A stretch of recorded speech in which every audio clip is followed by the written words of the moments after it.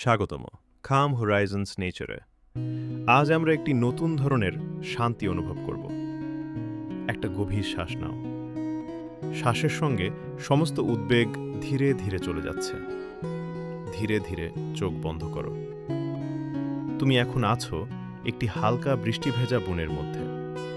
পাতার উপর ফোঁটা পড়ার শব্দ তোমার চারপাশে শান্তি ছড়াচ্ছে। ধীরে ধীরে পথ ধরে হাঁটো। মাটির মৃদু গন্ধ এবং আর্দ্রতার স্পর্শ অনুভব করো।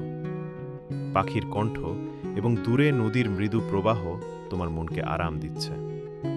শুধু এই মুহূর্তে থাকো, এখানে এবং এখন।